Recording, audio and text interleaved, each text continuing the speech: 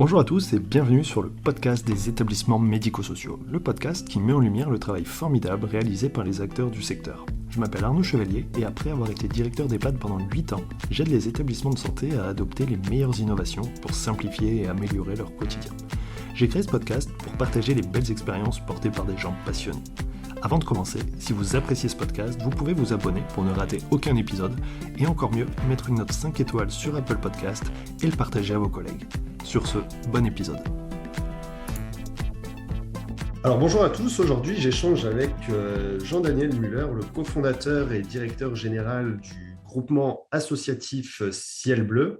L'idée c'est qu'on puisse discuter aujourd'hui de Ciel Bleu parce que pour moi tout le monde connaît Ciel Bleu en EHPAD, en tout cas tous les directeurs d'EHPAD.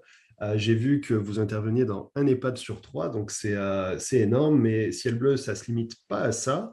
Et mon idée, en fait, c'est de parler aussi de l'origine, parce que ça fait déjà quelques années, et puis en fait de tout ce que vous faites autour. Bah ouais, 97 si j'ai bien vu. Alors avant de commencer, Jean-Daniel, est-ce que tu peux te présenter et Bien ensuite nous sûr, expliquer Ciel Bleu? absolument. Déjà, bonjour, merci Arnaud pour cet échange. Et puis, Jean-Daniel Meillard, euh, j'ai quelques années au compteur. Voilà, j'approche la cinquantaine, pas loin. Ciel Bleu va avoir bientôt 25 ans. Donc, d'ailleurs, c'est assez rigolo puisque cette année, avec Jean-Michel, on a basculé, on a plus d'années de ciel bleu que du reste de notre vie, puisqu'on était à 24 ans de ciel bleu et 23 ans pour le reste de notre vie. Voilà, donc c'était une petite bascule assez symbolique, mais assez rigolote. Et donc ciel bleu existe donc depuis 24 ans. On l'a créé tous les deux à Strasbourg, donc l'association, en 1997. Suite à nos études, en fait, on s'est rencontrés sur les bancs de la fac en STAPS, sciences et techniques Explique des activités physiques et sportives. le sujet Voilà, du sport. Ok. voilà, sur le sujet du sport. Et en fait, on a eu tous les deux des parcours différents. C'est pas beaucoup croisé sur les bancs de la fac, mais on a eu très vite un feeling entre nous. En fait, c'est un peu une histoire qui n'aurait jamais dû être, en fait. Puisque moi personnellement je ne souhaitais pas me tourner vers l'éducation nationale parce que pour des raisons familiales, puisque ma future épouse était déjà enceinte et je n'avais pas envie de partir à l'autre bout de la France, et lui avait eu une mauvaise expérience dans des collèges, donc voilà, on était tous les deux Ok. dans une autre section. Et en fait, pour la petite anecdote, si on parle de Kairos et d'alignement des planètes, il s'est trouvé qu'un jour, voilà, justement un téléphone qui sonne à côté, j'espère que je ne sais pas si on l'entend, Non, c'est pas c'est pas le grave. mien. Bon. Et en fait, ce jour-là, je suis rentré chez moi et il n'y a pas encore beaucoup de portables, c'était des téléphones fixes encore à l'époque, hein. C'était l'autre siècle. Et du coup, je dis à Estelle, avec qui je vivais, bah, il y a quelqu'un que j'apprécie particulièrement, je sais pas, j'ai un feeling avec lui, quelque chose qui passe entre nous. Et le même jour, il a appelé chez mes parents pour me dire ma maman a trouvé un article sur l'activité physique des personnes âgées. Est-ce que ça ne te dirait pas qu'on essaie de construire quelque chose ensemble? Voilà, donc comme quoi, c'est quelque chose de totalement improbable. Et sur le coup, j'ai dit oui. On y va, on se lance et on a fait un stage auprès de l'association Barrières des deux personnes âgées où on a accompagné pendant presque un an des personnes en leur proposant des activités nouvelles dont elles n'avaient pas l'habitude. On est allé de l'autodéfense en passant par différents types de gymnastique. On a essayé de les accompagner un peu différemment que ce qu'elles avaient l'habitude. Et en fin d'année, elles nous ont dit surtout ne nous lâchez pas, il faut revenir en septembre, il faut continuer, on adore ça, etc. etc. Et on s'est décidé à essayer de continuer et à essayer de faire quelque chose ensemble. Et très vite, le côté associatif nous est venu comme une évidence. Et c'est resté une évidence en ces 24 ans. On n'a jamais eu envie de changer, tout simplement parce que Ciel Bleu, c'est une association qui appartient à personne et appartient à tout le monde. Voilà, c'est ceux qui veulent se l'approprier. Et en fait, c'est vraiment une aventure collective, commune, avec avec cette envie d'accompagner des personnes en fragilité ou des personnes âgées. Enfin, on parlera peut-être tout à l'heure des différentes activités qu'on propose aujourd'hui. Mais l'idée, c'est de pouvoir rendre accessible à tous, que ce soit financièrement, géographiquement, quel que soit l'endroit où on habite, quels que soient ses moyens, qu'on puisse faire ce type d'activité et voilà, qu'il y ait du bien-être, du sourire. On en a fait notre logo assez rapidement d'ailleurs. Et en fait, c'est ce qui nous anime encore toujours et encore après 24 ans. C'est d'essayer d'accompagner voilà, toutes ces personnes. Aujourd'hui, en France, c'est un peu plus de 140 000 personnes quand même C'est qui sont énorme. accompagnées. Et voilà. Et puis, on a aujourd'hui un peu plus de 700 salariés, mais qui sont pour nous beaucoup plus des salariés, qui sont des collègues, souvent des amis et des gens qui ont comme vocation aussi de contribuer et d'essayer d'amener un peu leur, à leur façon d'améliorer la qualité de vie, notamment des personnes âgées, mais pas que. Et voilà, bon, j'ai été très rapidement sur les 24 ans, parce que si je commence à parler de ces 24 années, on en a pour la nuit. Ouais. Mais en fait, voilà, c'était un petit peu la genèse. Et en fait, voilà, ça nous a vraiment donné envie de nous lancer. Cette association, on a trouvé des personnes qui nous ont accompagnés et qui ont été volontaires et bénévoles pour la créer, pour faire un conseil d'administration, etc. Pour certains, il y en a encore un qui est encore dans le conseil d'administration 24 ans plus tard, même si, bien sûr, il y a eu des changements au fur et à mesure du temps. Voilà, et donc, on a été super bien accompagnés et voilà, on a essayé de constituer tout ça au fur et à mesure. Ça a été forcément compliqué au début parce que même si aujourd'hui les choses rentrent doucement dans les habitudes et qu'on commence à avoir l'habitude de ça, notamment dans les EHPAD. Il y a 24 ans, c'était un peu compliqué. Souvent, on nous disait, nous, on a des gens qui sont en perte d'autonomie. Voilà, on n'a pas besoin de votre activité, ça ne fait pas sens, etc. etc. On a eu d'ailleurs cette expérience qu'on a déjà racontée maintes fois, donc je ne sais pas si c'est un redit, mais enfin, je vais peut-être quand même la refaire. C'est pas grave. C'est qu'on a eu là aussi une rencontre de quelqu'un au conseil départemental, au conseil général donc, de l'époque du Bas-Rhin, qui a cru en notre histoire, puisqu'en fait, quand on arrivait dans des établissements, souvent on nous disait écoutez, c'est super ce que vous faites, mais on n'a pas besoin de vous. Et qui a dit ok, moi je vais financer votre action à 75% pendant 6 mois sur 12 Ouais. établissements. Et ensuite, vous allez pouvoir démontrer que vous avez une efficacité, que les gens ont besoin de ça en EHPAD. Et puis après, ils choisiront. À la réunion de lancement, donc il y avait 12 établissements qui étaient là. En gros, on nous a dit c'est super, ça nous fait une activité quasi gratuite pendant 6 mois. Mais sincèrement, on n'aura pas besoin de vous après. Et au bout des 6 mois, 11 sur 12 ont dit on ne peut pas se passer de vous. Voilà. Vous nous amenez énormément au quotidien. Et, voilà. Et puis, au-delà de l'activité physique, souvent, ça ramène de la vie dans la structure. Parfois, on a des résidentes qui font venir le coiffeur pour qu'elle soit apprêtée quand vous arrivez. Donc, il y a plein de choses qui se passent autour de l'activité. Bah oui, c'est Et un voilà. rendez-vous, quoi. C'est ça, exactement. Ouais. C'était ça. C'était un rendez-vous et c'était plein de choses qui se sont passées autour. Et en fait, le 12e établissement nous a dit moi, je ne peux pas, je suis trop petit, je n'ai pas de budget. On n'était pas très cher, hein, mais il trouvait qu'il n'y arriverait pas. Et en fait, il nous a rappelé quelques jours après et il a dit là, en fait, j'ai une problématique. J'ai des familles qui me disent quand est-ce que ça reprend. J'ai le journal local, les DNA, les dernières nouvelles d'Est, qui disent on a reçu un appel, ils voudraient faire un article, ils ne comprennent pas pourquoi vous avez arrêté. Et la dernière chose, il dit j'ai des gens en fauteuil devant mon bureau qui disent on ne bouge pas tant qu'on ne reprend pas l'activité. Ouais, c'est fou, ça. Alors, Ouais. c'est génial, quoi. Et je pense que quand on commence comme ça, juste après les études, on se dit en fait, c'est ça que je veux faire. Donc voilà. Et c'est ça qui nous anime. Et en fait, on n'a jamais regretté. Moi, ça fait 24 ans qu'on se lève le matin en disant c'est juste génial. Et bien sûr, les évolutions ont été considérables pendant ces 24 années. Mais en tout cas, voilà, c'est ce qui a un peu été le déclencheur de tout ça. Et voilà.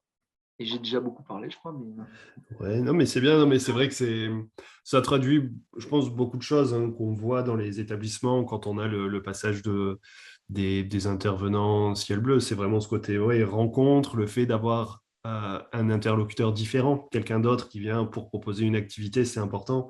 Et puis le sport, en fait, et le mouvement qui est la base euh, à la fois pour rester en bonne santé, mais pour prévenir la dépendance, le maintien de l'autonomie. Enfin, ça a beaucoup, beaucoup de sens. Euh, je me demande du coup, parce que c'est intéressant de discuter avec quelqu'un qui intervient en EHPAD du coup, alors plus ou moins directement, mais depuis 24 ans, parce que je me Ouais. dis, avant les années 2000, c'était pas non plus forcément les mêmes résidents. J'imagine des gens quand même plus mobiles, plus jeunes.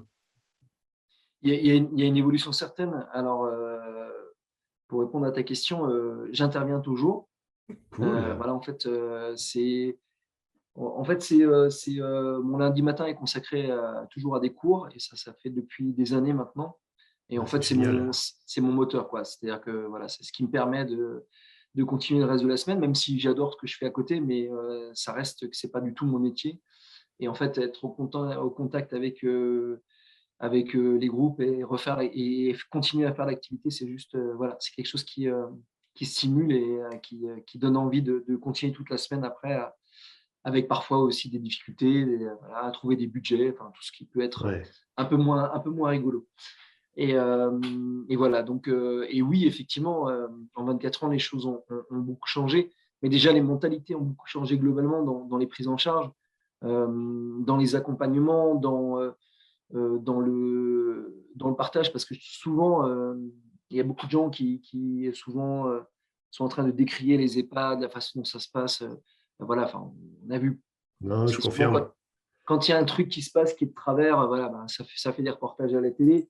On Ouais. oublie quand même la très grande majorité des structures, du personnel, des accompagnants, des médecins coordonnateurs, j'en passe, juste des aides-soignantes, de tout le monde. Voilà, où franchement, la plupart du temps, les gens sont là juste pour que les gens soient bien et ça se passe de façon géniale. Et ça, c'est super important. Et nous, on le voit. Alors, bien sûr, il nous arrive de voir des choses qui sont compliquées où on se dit, là, il y a un souci. Voilà, c'est aussi notre rôle d'interpeller, de voir ce qu'il est possible de faire. Mais la plupart du temps, et la très grande majorité, pour tous ceux qui connaissent aujourd'hui le monde des EHPAD, c'est quand même, voilà, il y a plein de gens qui donnent du temps, qui font un métier exceptionnel. Et voilà, donc ça, c'est quand même à dire. Et en fait, oui, ça a évolué parce que les publics, clairement, en termes d'avancée en âge, de rentrer dans la structure, on a des structures de plus en plus médicalisées. Ouais. Euh, voilà, donc on a dû aussi, nous adapter, modifier un peu nos prises en charge. On garde toujours des groupes, on essaie de garder des groupes hétérogènes, parce que c'est stimulant pour tout le monde, c'est stimulant pour la personne qui arrive à faire super bien les choses et à montrer aux autres, et puis ouais, être un peu un exemple, et puis être mis en valeur. Mais c'est aussi super stimulant pour les autres qui sont poussés, qui sont encouragés, qui sont accompagnés. Et voilà, donc on essaie d'avoir cette hétérogénéité. Et puis après, on a aussi des groupes qui sont beaucoup plus restreints. On va accompagner 3, 4, 5 personnes maximum pendant 1 heure, parce qu'on va avoir un travail beaucoup plus individualisé, beaucoup plus accompagnant, voilà, où on va se dédier davantage à chaque personne pendant le cours, et où il y aura un peu moins d'aspect collectif dans la prise en charge. Mais voilà, donc il y a effectivement cette évolution au fur et à mesure du temps. En même temps, voilà, elle est intéressante, et les personnes qui sont là. Ce qui est fantastique, c'est dans nos métiers, c'est de savoir que bah, l'activité physique adaptée, c'est quand même un outil juste incroyable, y compris avec des publics où parfois il y a cette anecdote où intervention dans un canton, donc avec des personnes Alzheimer, etc. Et puis de démarrer ma séance et de rentrer dans l'unité. Et à coup, le médecin coordonnateur arrive et il me dit: «Mais qu'est-ce qu'ils font?» Ils se frottent les mains. Et je dis: «Bah oui, c'est chaque début de cours, j'arrive, et c'est un petit geste, pour rappeler la séance, pour la débuter, pour échanger entre eux». Il dit: «Mais alors, ils vous voient, ils associent l'activité et ils vous voient 1 fois par semaine», parce que je venais 1 fois par Hmm. semaine, et il dit: pour eux et pour les familles, c'était juste incroyable parce qu'il dit, nous, on les voit tous les jours, ils ne nous reconnaissent pas. Parfois, certains disent, bah, il y a plus qu'une enveloppe, il n'y a plus rien qui se passe, etc. Et ben voilà, il y a quelque chose de cognitif, de plus fort, de plus profond qui fait que ben voilà, c'était quelque chose enfin, c'est quelque chose qui les stimule, qui les accompagne. Et du coup, ben, il y avait ces connexions qui sont faites et ça, c'est juste génial, quoi. C'est des petits signes, des petites choses qui font qu'on se dit que ben, voilà, on est, je sais pas si on est dans le vrai, mais en tout cas, il y a quelque chose qui se passe, quoi.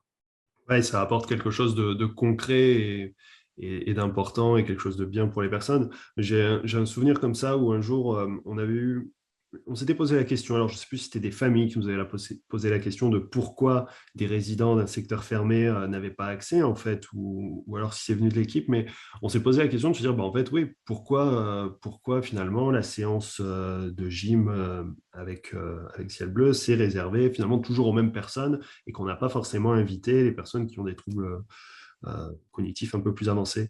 Et du coup, on a fait le test et c'était bluffant à quel point ça se passait bien, où autant d'habitude, c'était dur de mélanger tout le monde parce que il y avait des petites frictions sur voilà, Mm. des gens qui ne suivaient pas forcément et du coup, ça en énervait d'autres. Mais là, finalement, avec le principe d'être tous ensemble en rond dans une grande salle Mm. et de partager et de faire quelque chose, en fait, ils ont suivi bah, comme tous les autres et sans problème, quoi. Et c'est assez bluffant. Clairement, on essaye, voilà, en tout cas, on essaye de le faire quand c'est possible. Parfois, voilà, on a des interventions qui sont vraiment dédiées, qui nous sont demandées en tant que telles, et parfois c'est indispensable hein, parce qu'il y a besoin de ce temps, des prises en charge. Il y a aussi, voilà, parfois il y a des problématiques qui peuvent être aussi voilà, enfin, on sait tous qu'il peut y avoir de l'agressivité, il peut y avoir des choses qui sont liées à une situation, à la maladie, etc. Mais globalement, en fait, voilà, on essaie vraiment de stimuler et de faire dans ce sens-là. Et ouais, c'est quelque chose d'important pour nous, je crois. Ok, top. Bah alors, je retiens juste que, en fait, ça veut dire qu'il y a un EHPAD en France qui a des séances de gym avec le directeur général de Ciel Bleu. C'est ça. Tranquille. C'est ça. Tout C'est à fait. cool. Ça marche. Alors ouais, on peut parler alors du côté associatif. Alors c'est vrai que ça a beaucoup de sens, tu l'expliques bien et vous répondez au départ à un projet qui est finalement sur une ambition peut-être un peu locale et qui se développe par la suite. Euh, Est-ce que vous n'avez pas été rattrapé à un moment, peut-être par l'envie ou par, ouais, si, par une envie ou voilà, une évolution aussi des choses par rapport à une logique un peu, tu vois, silver economy?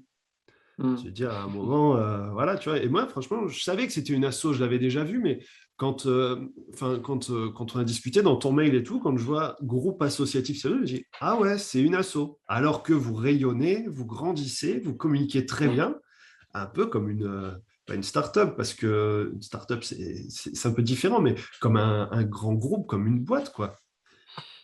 Bah, en fait on a toujours été dans l'obligation de faire les choses, j'allais dire comme une entreprise, parce on a très peu on a malgré tout très peu d'aide.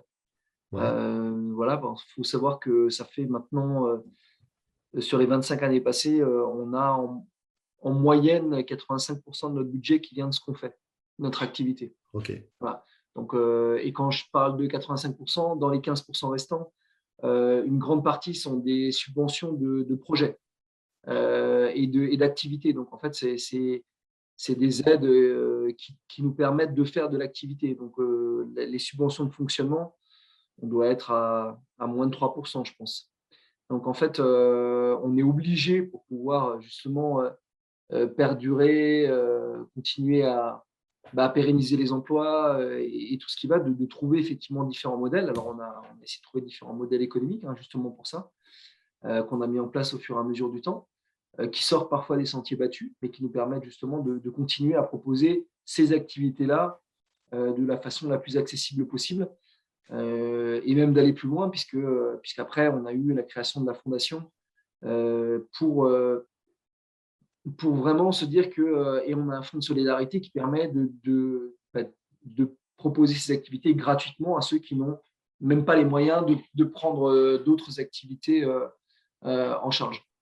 Et en fait, Silver Economy, très honnêtement, nous, on n'aime pas beaucoup le terme ouais, c'est décrit.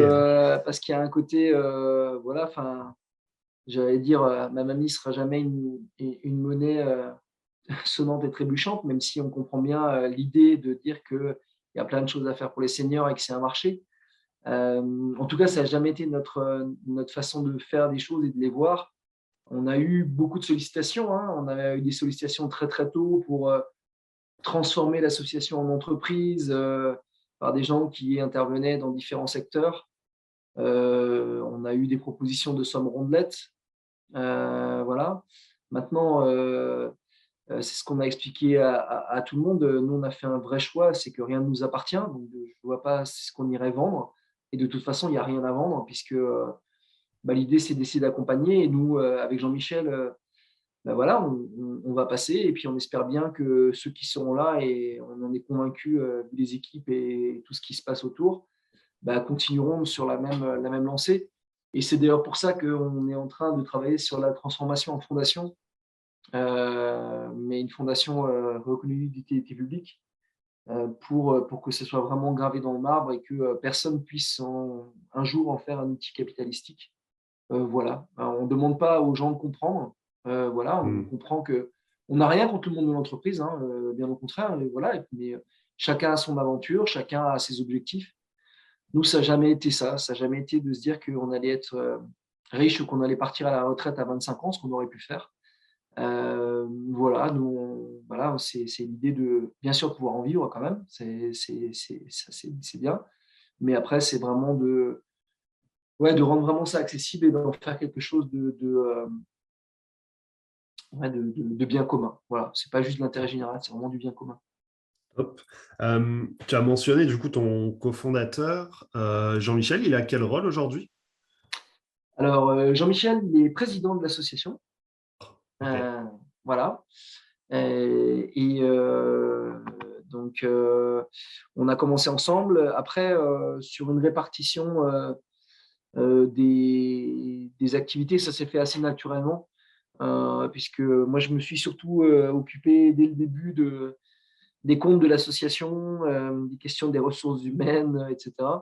Et Ouais. donc, du coup, maintenant, on a quand même des équipes, et ça, c'est top, qui nous accompagnent avec des fonctions support, avec des gens dont c'est le métier. Ça, c'est important parce qu'à un moment donné, on a très vite ses limites. Et on reste des profs de sport, hein. On a quand même réussi à écrire Ciel Bleu avec un S. Donc, voilà. C'est pour la petite, la petite Tu vanne. vas nous dire pourquoi aussi. Voilà, je vais vous dire pourquoi. C'est sport, initiative et loisirs. Voilà. Mais, D'accord, ok. c'est pour ça le ciel. Ok. Voilà. Et c'était l'acronyme. Et puis bleu, c'était parce qu'à l'époque, tout ce qui était bleu, c'était les personnes âgées. On avait radio bleu, vacances bleues. Voilà. Et donc, Ouais. Bah là, en ce oui. moment, c'est la semaine bleue. C'est ça. Donc, Voilà, c'est on la est semaine toujours un bleue. Et peu. puis, on se disait que ciel bleu, c'est quand même plus sympa que ciel gris. Donc, voilà. Et, Ouais. D'accord. et au final, on a enlevé l'acronyme parce que tout le monde retenait ciel bleu et c'est devenu ciel bleu, mais en gardant le S. Voilà. Ouais, d'accord. Bah ouais, moi, je Et voyais ciel bleu comme quelque chose de positif avec le S. Je me dis, ouais, ça doit être sport et puis c'est bien. voilà, Et voilà, c'est un beau logo et donc voilà. sympa. Et donc, du coup, j'ai fait une négation et je ne sais plus pourquoi je disais ça. Euh, On parlait de ton cofondateur et du coup, toi, voilà, ouais, tu gérais les chiffres et tu as écrit voilà. Et moi, avec un j'irais S. plutôt cette partie-là et lui, il était plutôt sur la partie tournée vers l'externe avec, alors, on va dire le lobbying, entre guillemets, c'est pas un très joli mot, mais en tout cas, faire Ouais, plus connaître le développement l'association. et Voilà. l'activité. Ok. Exactement. Et donc, en fait, on a gardé ça. Et donc, lui, aujourd'hui, il continue. Et il est l'étendard. C'est lui qui présente l'association, qui va dans les conférences, qui rencontre nos partenaires, et etc. Et puis, moi, je continue plutôt à gérer les équipes en interne. Voilà. Donc, ça, c'est un peu chacun son rôle. Voilà. Et on a toujours été hyper complémentaires. Et voilà, malgré tout ce qu'on nous a dit au début, surtout, faites attention quand vous êtes à deux, ça ne va pas bien se passer. Quand il y aura ci, il y aura ça.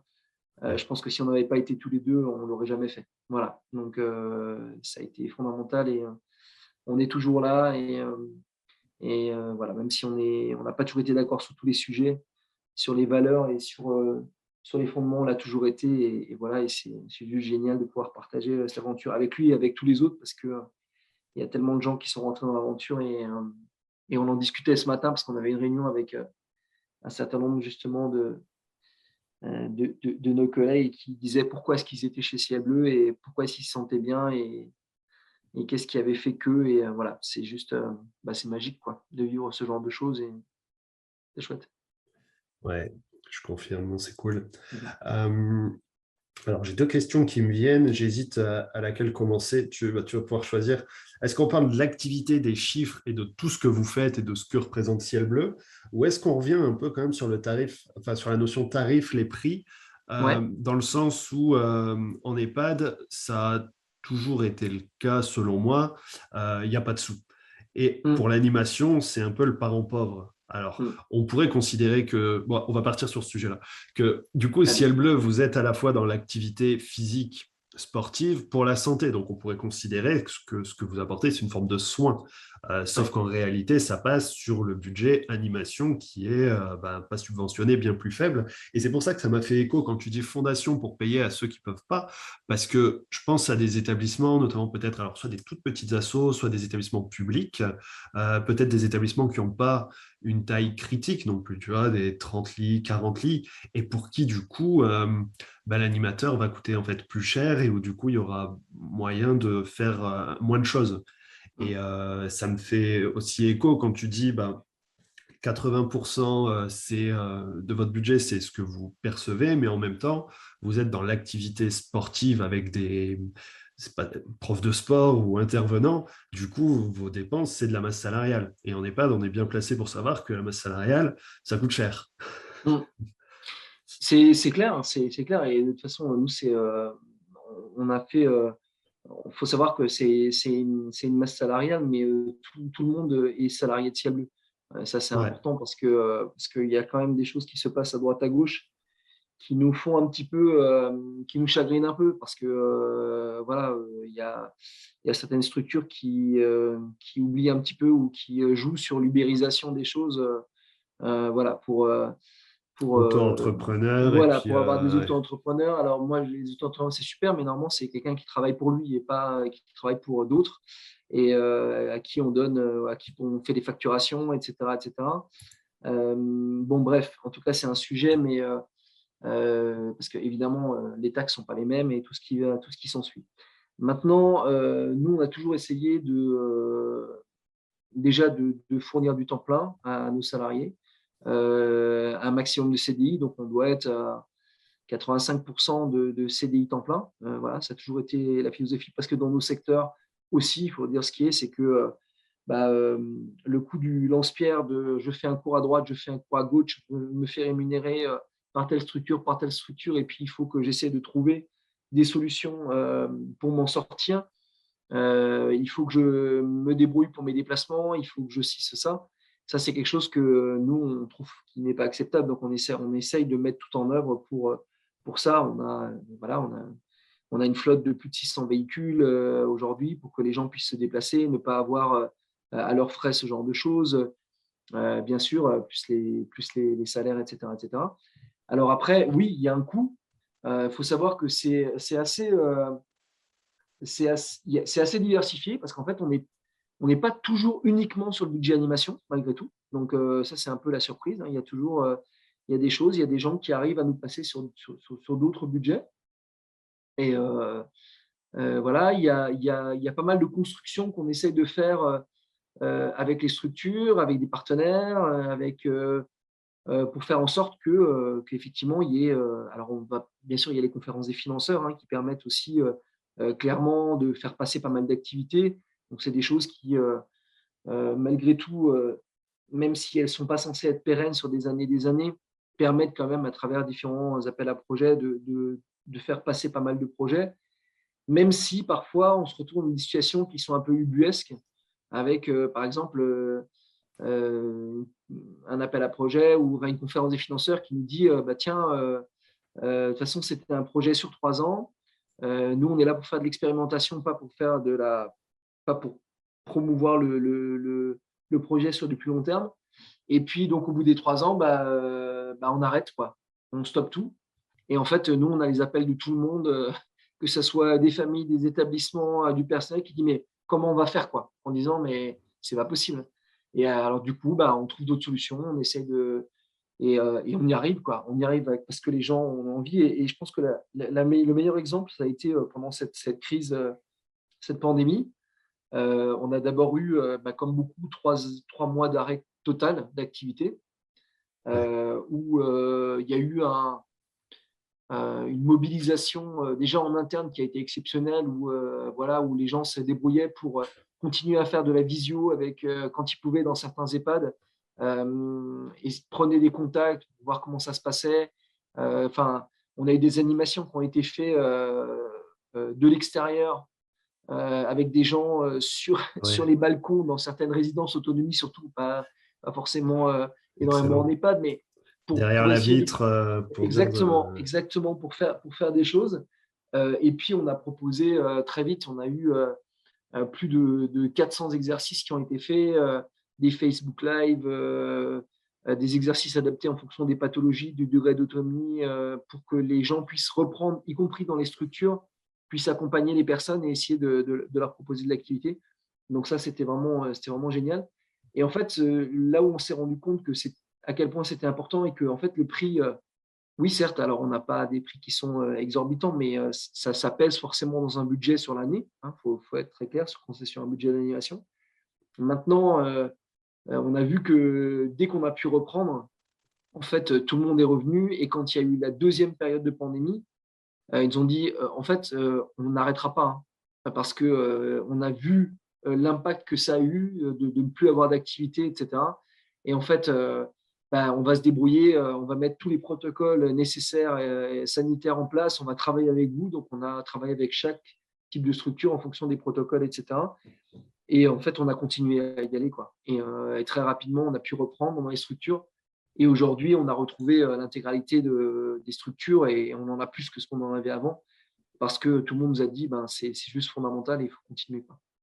ouais. On a vu l'impact des confinements sur les syndromes de glissement et tout ça, qui, C'est ça, on n'aura jamais la preuve, mais qui a peut-être tué plus que le Covid lui-même, quoi.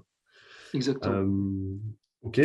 Alors, bon, au niveau de votre activité, parce que Ciel Bleu, je disais, j'ai vu sur votre site un EHPAD sur trois. Donc, dans les grandes lignes, tu parlais de 140 000 personnes accompagnées. En Oui. gros, en France et même à l'étranger, parce que vous êtes allé aussi au-delà des frontières, Ouais. c'est quoi l'activité Ciel Bleu? L'activité ciel bleu, ça a été pendant longtemps et avant tout de l'activité physique adaptée pour des personnes en fragilité. Alors, c'est des personnes qui souvent ne se sentent pas forcément en fragilité, mais bon, Hmm, exprimé comme ça. ouais, C'est-à-dire qu'on a d'abord travaillé avec des personnes plutôt âgées, après des personnes en situation de handicap. On a accompagné pas mal de gens en maladie chronique, donc du coup de différentes façons, et ça de plus en plus, on a pu développer des programmes liés à des pathologies, donc toujours avec des médecins référents. Quand on travaille sur le cancer, on travaille avec des oncologues. Voilà, on a monté différents programmes en fonction des différentes pathologies. On a d'ailleurs créé un institut de recherche qui a aujourd'hui a fait on est à peu près à plus de 25 études qui ont été réalisées et qui se veut totalement indépendant, hein. Donc c'est des financements qu'on trouve encore par ailleurs. Et, et donc, euh, voilà, c'est quelque chose de super important pour nous. On a travaillé donc sur ces maladies chroniques.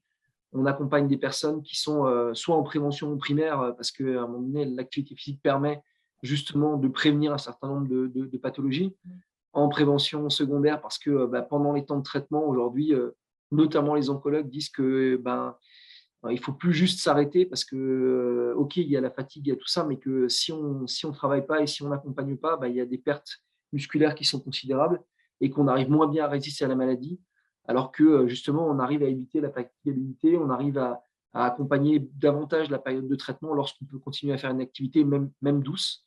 Voilà. Et puis après, bien sûr, il y a la prévention tertiaire avec suite à des rééducations ou suite à des problématiques où on peut continuer avec les personnes et à les accompagner et à donner des années à la vie et pas seulement à donner de la vie aux années et pas seulement hmm, des années à la vie. Donc ça, c'est quelque chose d'important. Et voilà, donc les publics se sont vraiment diversifiés. Donc ça, c'est resté notre cœur de métier, j'allais dire. Et après, en fait, nous, certains nous le reprochent parce que on appelle nos intervenants des chargés de prévention. D'accord. Alors certains nous disent ouais, mais vous essayez de vous détourner les trucs. On est prof de ceci, on est prof de cela, on a telle et telle profession, etc. Mais nous, on pense qu'un chargé de prévention, c'est plus que ça en fait. C'est une prise en charge plus globale au titre de la santé de l'OMS, parce que la santé pour l'OMS, c'est une prise en charge complète, c'est une prise en charge physique, cognitive, la santé environnementale. Enfin, tout est pris dans un bloc, les aspects psychologiques, etc., etc. Et, euh, et donc, nous, on essaye effectivement de développer d'autres choses. On a aujourd'hui du nutritiel parce que on accompagne avec des programmes de nutrition. On va proposer des séjours qui sont assez géniaux, qui permettent, par exemple, alors on a différents types de séjours. On a les maisons de la vie qui sont pour des gens souvent qui sont en rémission de cancer et on va les accompagner pendant une semaine. On ne va pas faire que l'activité physique. On va faire du théâtre avec des intervenants. On va faire pour mettre des mots sur les mots. On va avoir un cuisinier qui va, pas en disant attention, il faut manger 5 fruits et légumes par jour, mais qui va faire de la cuisine juste magnifique et succulente et qui va montrer qu'on peut se passer de certaines choses. On peut manger un petit peu moins de viande pendant la semaine, on peut faire des choses, voilà, et prendre vraiment du plaisir à manger. Voilà, et on fait des semaines qui sont là aussi qui sont incroyables, qui amènent le sourire. On a souvent des gens qui arrivent marqués par la maladie, par le fait souvent ils ont arrêté leur travail pendant longtemps et puis il faut repartir, et ils repartent souvent plein de projets, plein d'envies, et voilà, c'est top. Et donc on a développé plein de sujets comme ça. Et en fait, quand ça répond à un accompagnement des personnes, à du bien-être, à se sentir mieux, on fait quoi. Sur les séjours, on accompagne aussi, par exemple, on a des séjours hors du temps qui sont pour des adolescents, des jeunes adultes en soins palliatifs. D'accord. Et parce que juste ça faisait sens, parce que c'était un peu la quintessence de ce qu'on avait envie d'apporter. Et là, on part une semaine en vacances, on oublie tous les traitements, on oublie l'hôpital, et on se fait une vraie semaine de vacances où on écrit un livre souvenir avec plein de trucs positifs. Et c'est des moments qui sont géniaux. Et voilà, moi, par exemple, je fais une fois par an un de ces séjours et je viens en tant que prof d'APA et en tant qu'autre chose à côté. Mais voilà, et c'est juste des moments qui sont incroyables et géniaux. Ouais, Mais j'imagine. voilà, il y a pas de. On se rend compte on englobe davantage de choses et aujourd'hui, c'est juste essayer de se dire que on peut essayer d'accompagner les gens et d'essayer de faire que il y a assez de morosité dans la vie, il y a assez de problèmes de partout pour dire voilà, pour essayer d'amener un petit peu de sourire et on fait de notre mieux quoi. On fait le colibri, on amène quelques gouttes et puis voilà. Et du coup, on a aussi fait ça dans d'autres pays parce qu'on a eu Ouais. des demandes. Et voilà, on a commencé par la Belgique, puis après ça a été l'Irlande, puis après ça a été l'Espagne, avec des structures qui sont créées de la même façon, donc soit des fondations, soit des associations, qui sont des petites sœurs. Et voilà, et ce qui est génial, c'est d'aller sur place et de se rendre compte qu'en fait, on amène la même chose, que les gens qui animent ces structures sont les mêmes. En fait, ils ne parlent pas la même langue, mais il y a un même langage voilà, d'accompagnement des personnes. Et ça, c'est magique. Et cette année, on a ouvert 3 nouveaux pays grâce à une contribution de la Commission européenne. Donc, c'est Portugal, Allemagne et Roumanie. Voilà. Et là, j'ai eu ce matin les premières images de Ciel Bleu en Inde. Ah Voilà, ouais. où on a trouvé un partenaire. Et c'est juste, c'est magique de voir des personnes âgées en Inde qui sont accompagnées par Ciel Bleu. Et c'est qu'un début. Et voilà, là aussi, c'est une belle aventure et c'est une rencontre humaine avec quelqu'un sur place qui a dit, mais en Inde, on a besoin de ça, quoi. On n'a pas de moyens, mais en tout cas, il faut qu'on arrive à le mettre en place. Et on a réussi à trouver des moyens et des partenaires. Et donc, on a lancé ça. Et là aussi, c'est super, quoi. Et voilà. Et puis, pour finir le tour du monde, on vient aussi de démarrer à Madagascar. D'accord. Alors, sur 2 sujets qui peuvent enfin, on peut avoir l'impression qu'on part dans tous les sens et que ça n'a rien à voir. Mais c'est un de nos collègues qui a décidé, parce qu'il a été marqué par son passage à Madagascar, par les enfants des rues. Mhm. Et donc, il a dit, moi, je dois faire quelque chose. Et donc, il est parti sur place avec toute sa famille. Et donc, on a créé une association avec lui qui s'appelle 2400 Sourires pour accompagner les 2400 enfants de la rue dans la capitale, à Tananarive. Et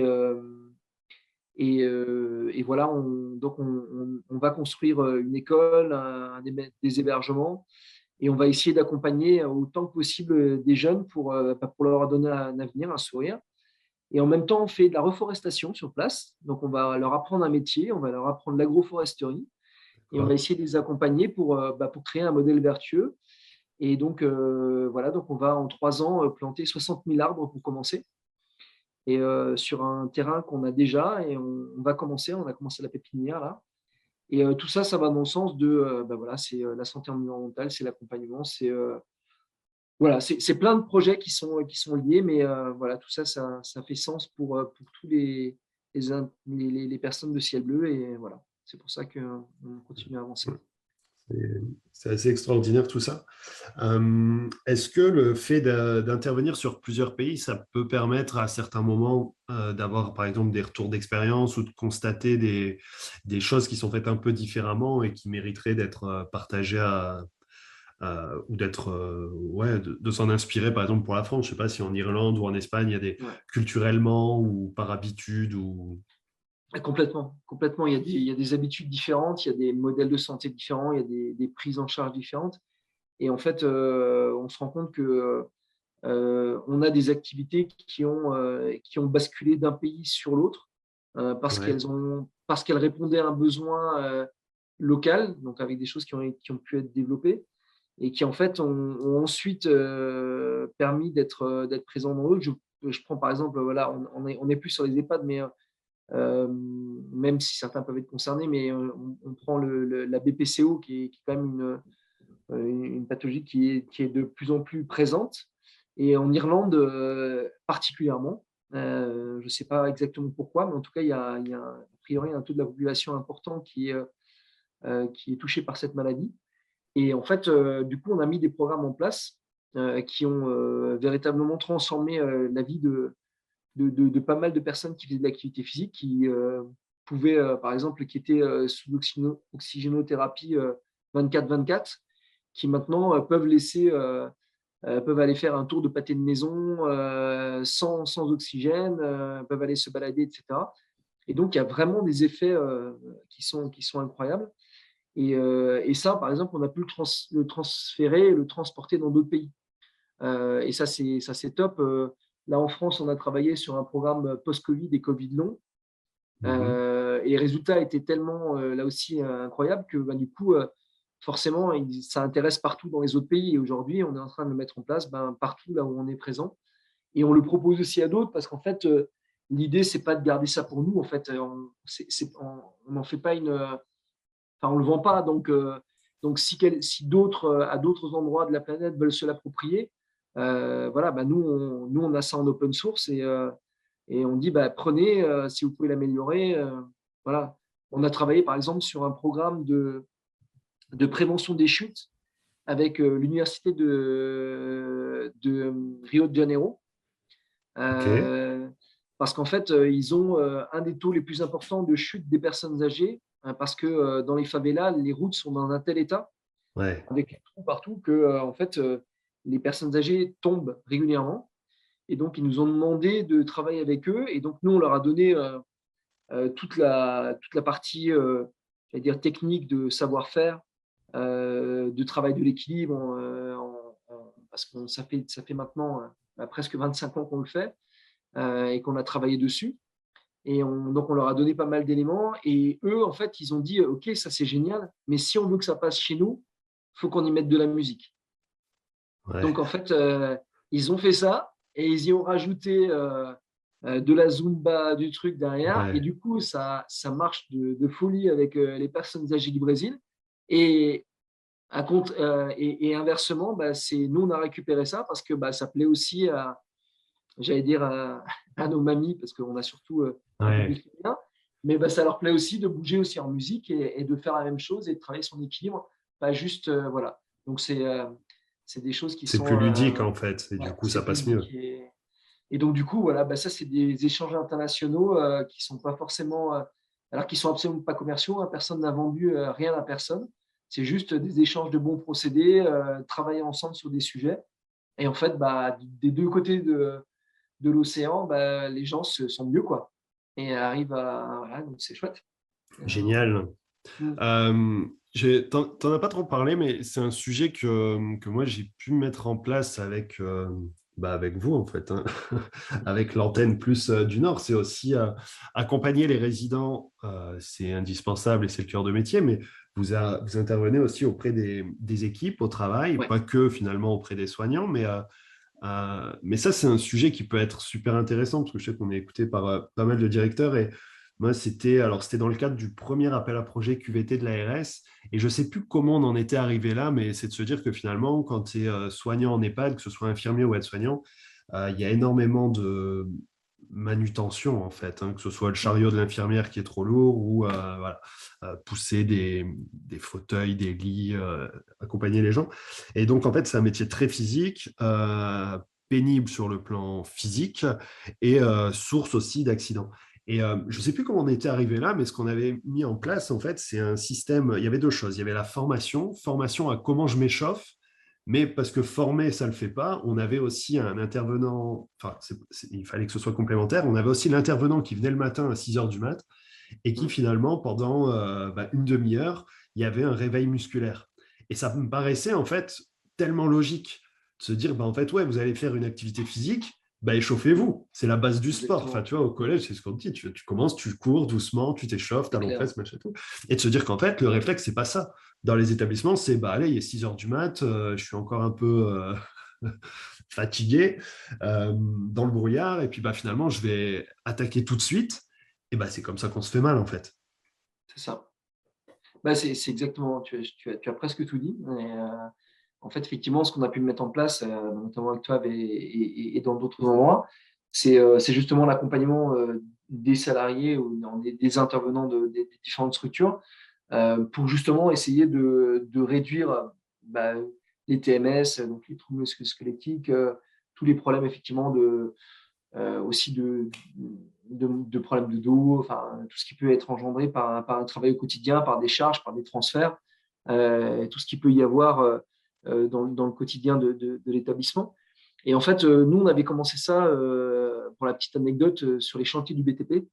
Ouais. Voilà, et on avait pu montrer que, en fait, parce que les accidents de plein pied avaient lieu dans les 2 premières heures de travail, parce que les gens n'étaient pas échauffés. Et en fait, en proposant ces activités, en quelques temps, il n'y avait plus d'accidents, les gens étaient mieux, ils avaient plus mal. Et le bonus, ils reprenaient de l'activité physique à côté parce qu'ils disaient, je vois que ça me fait du bien. Et du coup, ils étaient en train d'en refaire à côté. Et donc, ça, c'est un truc tellement positif que dans certaines très grosses entreprises du BTP françaises, c'est Ouais. devenu la norme. C'est-à-dire que c'est obligatoire maintenant depuis. C'est-à-dire que tous les chantiers commencent automatiquement par un quart d'heure d'échauffement collectif sur le chantier. Et effectivement, il y a de plus en plus de structures et notamment de plus en plus d'EHPAD qui nous sollicitent pour accompagner le personnel de l'établissement. Et c'est juste fondamental. Alors, il y a plein de choses qui se passent. On peut effectivement être sur un modèle d'échauffement parce qu'il y a besoin, effectivement, en termes de prise de poste, d'accompagner les personnes. On peut être sur des choses voilà, d'étirement, de relaxation, sur d'autres temps de la journée où à un moment donné, on a envie de proposer justement un temps de décompression à son équipe. Et ça marche aussi super bien. Et puis après, effectivement, il y a tous les temps de formation ou des formations relais où on accompagne des gens dans la structure pour qu'ils puissent eux-mêmes continuer à faire ça ensemble au sein de l'établissement sans que forcément nous on intervienne tout le temps parce qu'on sait aussi que c'est des budgets. Et voilà, et puis et ça aussi, là on est en train et on espère que ça va passer bientôt puisqu'on a fait le pré-audit, mais on espère euh, réussir à obtenir l'agrément Calliope d'ici très peu de temps. Comme ça, on va pouvoir continuer effectivement à proposer tout ça et à faire des formations complémentaires dans les structures. Et oui, comme tu le disais, enfin, toi tu l'as vu et ça se voit un peu partout. Ça change vraiment la donne parce que c'est important et c'est fondamental aussi dans la vie de la structure. Ouais. Ouais, c'est ça. Puis c'est un moment sympa aussi d'échange. Je me souviens maintenant, Ouais, ça rejoint ce que tu disais par rapport à ce qui se passe à Rio, mais c'est qu'aussi, c'était un échauffement en musique. Et ouais, c'est un moyen aussi de se donner la pêche en allant bosser. Et la deuxième partie du programme, parce que ouais, c'est ça, après, c'était un peu comme dans le BTP, mais c'est de se dire, ah, voilà, votre dos qui risque de mal finir si vous faites pas gaffe, c'est faites du sport. bien sûr. Et du coup, on avait un autre temps, alors là, c'était plus le midi, sur lequel on avait des intervenants ciel bleu, mais différents, qui du coup avaient chacun finalement une appétence pour des sports en particulier et qui allaient faire Mm. découvrir. Et je me souviens que sur la partie self-défense, on s'était vraiment bien marré, quoi. C'est clair. Parce que Mm. c'était aussi un moment de lâcher prise de la part des équipes. Mm. Le principe Ah, ouais, du prof de sport qui arrive et qui donne une espèce de barre, enfin un bâton en plastique et qui dit allez, ouais. tapez-moi, quoi. Et alors voilà, puis je me suis dit, ah non, je ne vais pas vous taper et tout. Fait, si, tapez-moi. C'est ça.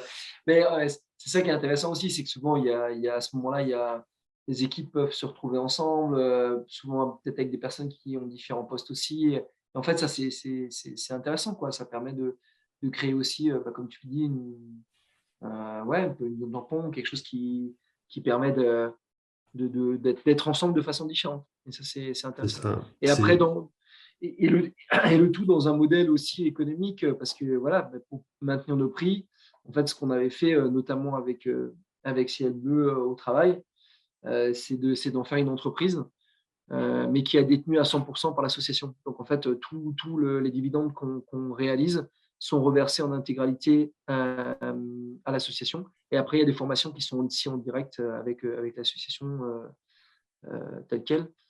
Voilà, mais c'est un petit peu notre principe, c'est de dire, voilà, c'est d'essayer de voir tout ce qu'on peut faire et comment on peut accompagner. C'est aussi pour ça qu'on a créé la gamme de matériel.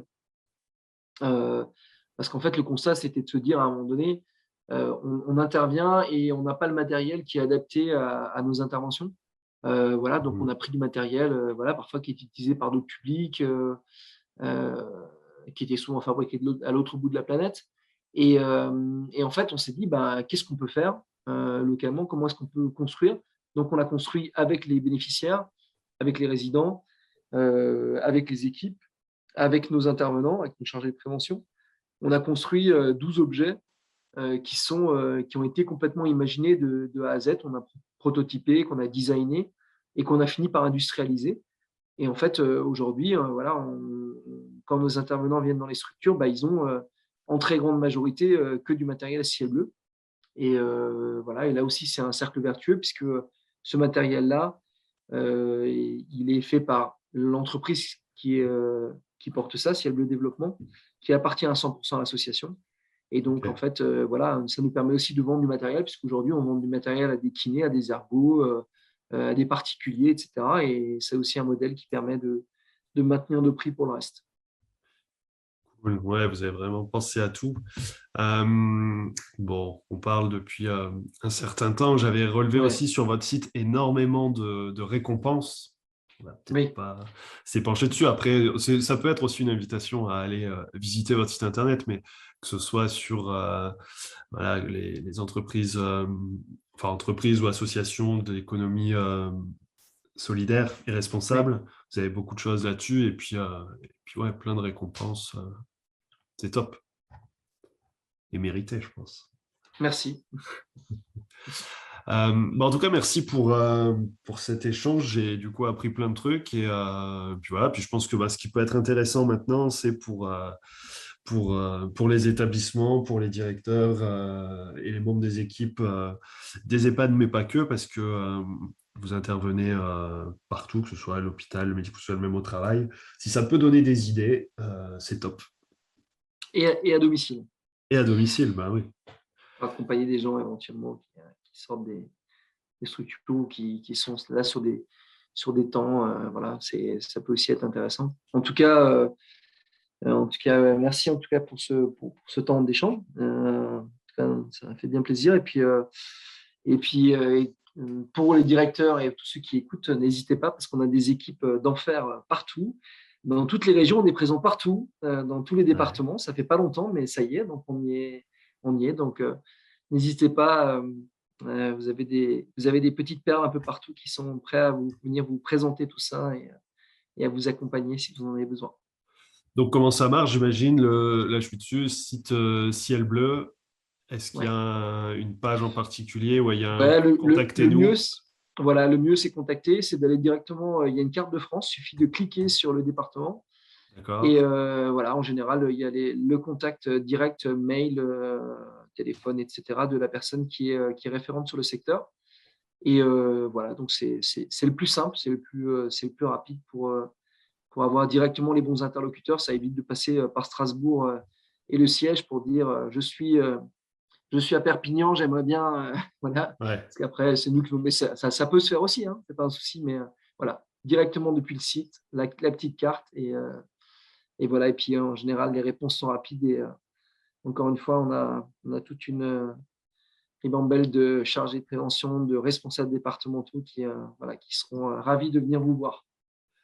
Eh ben, super. Merci pour toutes les infos. Et puis, bah, j'espère à bientôt pour en savoir plus et pour les nouveaux projets et pour tout ce qui est en cours. Ben, merci pour tout. Merci d'avoir écouté l'épisode jusqu'au bout, j'espère que le sujet vous a plu et qu'il vous inspirera. Pour m'aider à faire connaître le podcast, abonnez-vous sur votre plateforme d'écoute préférée ou notez-le et partagez-le sur vos réseaux sociaux. N'hésitez pas à me contacter sur LinkedIn pour toute remarque ou proposition de sujet. Bonne journée et à bientôt sur le podcast des établissements médico-sociaux.